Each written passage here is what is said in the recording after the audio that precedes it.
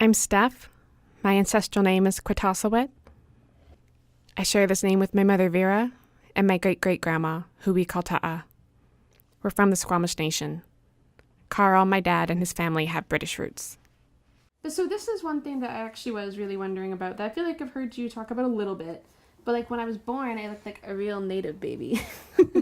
And then this happened rather quickly. I was wondering what went through your mind when that happened.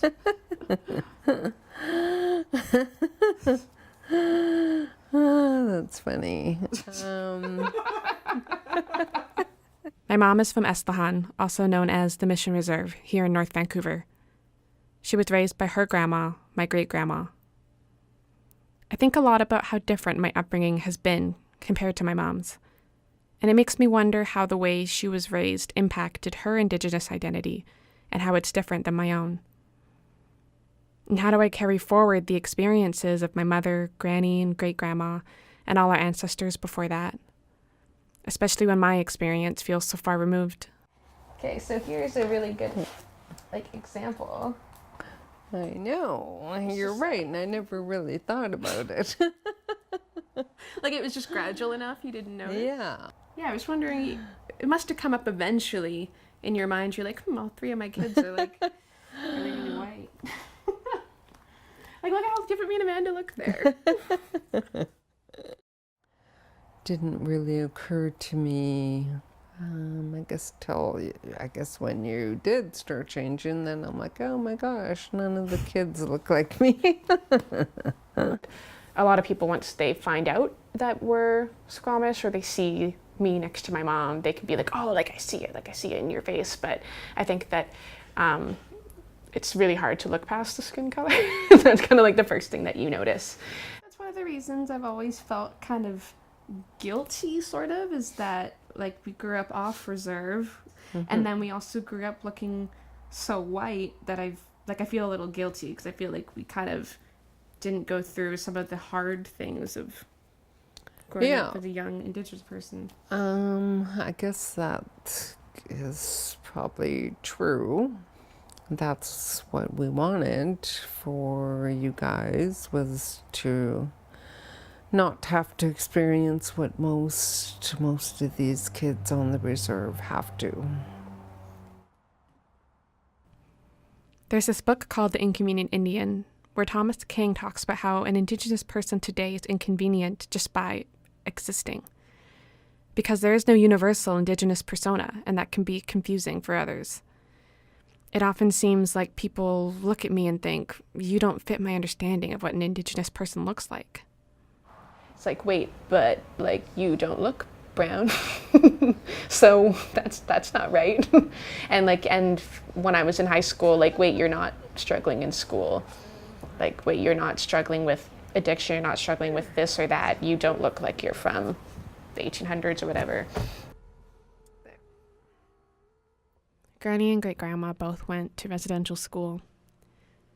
And it was always kind of an unsaid but weird thing that they were both still so Catholic. Great-grandma brought Mom to church every Sunday. Were you baptized at this church, Mom? Oh yeah. Oh yeah. It's so strange. I don't know if it's still happening these days, but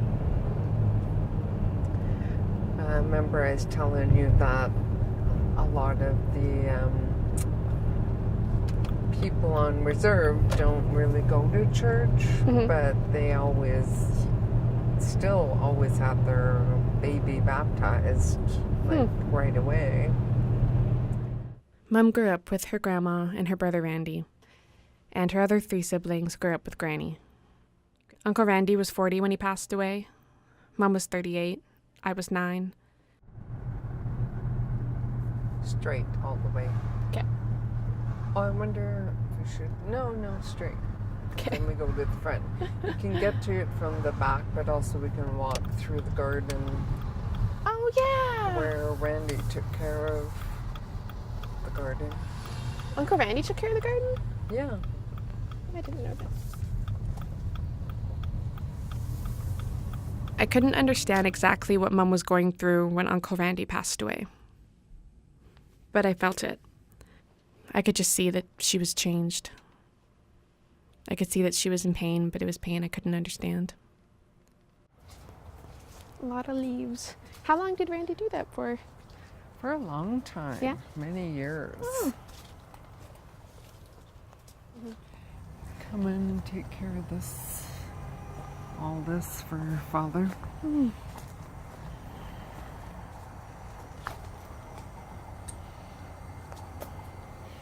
He would plant the plants for him, and all that stuff. Aw. He'd probably be getting rid of these old ones. Randy was an altar boy at St. Paul's for a bit, and he played a lot of hockey. Remember, I was so young, I think I was only 6 when I would try and make lunches for him when he's playing hockey.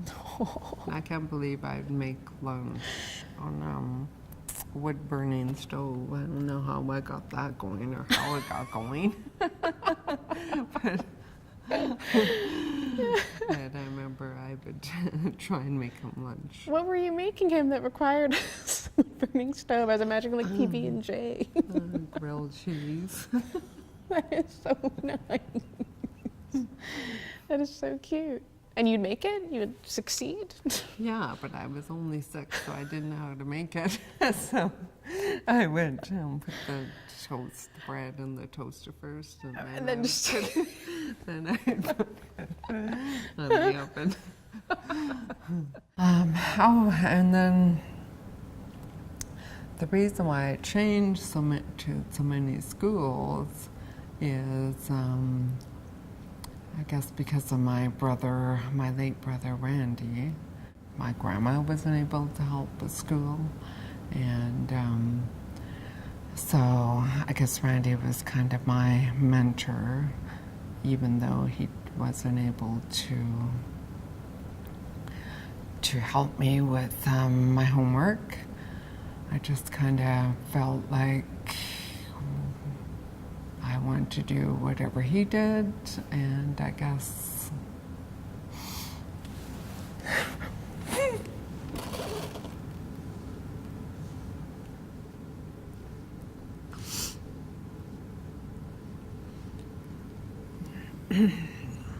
No rush at all, Mom.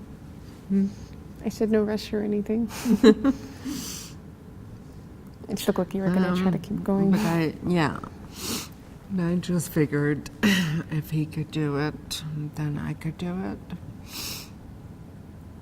And I think I kind of liked, going to the schools and having some of the teachers he had. And they would always just say, "Oh, you're just like your brother." Oh, really? Sorry to get on this topic. I don't even know how it happened. Oh, because we were talking about schools. Maybe we should go back to that.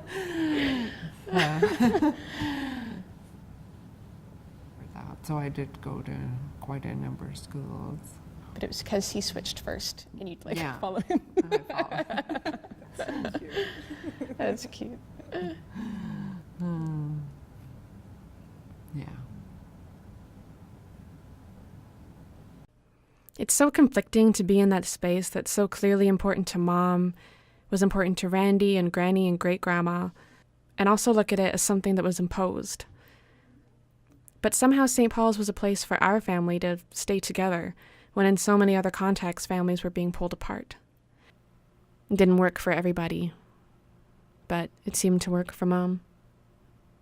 It's hard not to feel weighed down by the impact that colonialism has had on our family specifically, and every other family, but I often feel like a walking example of it. Like if we were a family from 1920s or 1910s, we'd be like a very successful example of what they were trying to do, right? It's like, oh great, we got them to leave reserve, we got them to marry out, we got them to speak English, we got them to buy into the colonial means of education, and we got them to buy into this and this and this and this, and it's that is also a horrible weight, because it's I don't want to be an example of that but it feels like in a lot of ways like I am an example of that, and I have to actively try to fight that and not be an example of that and resist all of those things. But it's like that can be a daunting task too. It's like, where do you start? Great grandma chose our names for us, and she said that I would have the name Quatasawit and that Mum would have it too. While Great Grandma was reluctant to speak the language, she still passed on these names to us, and we were able to take the names that she told us we were meant to have. Names that somehow connect me, a biracial, very urban, young Indigenous person in 2018, to our ta'a, Quatasawet, or Agnes Jo.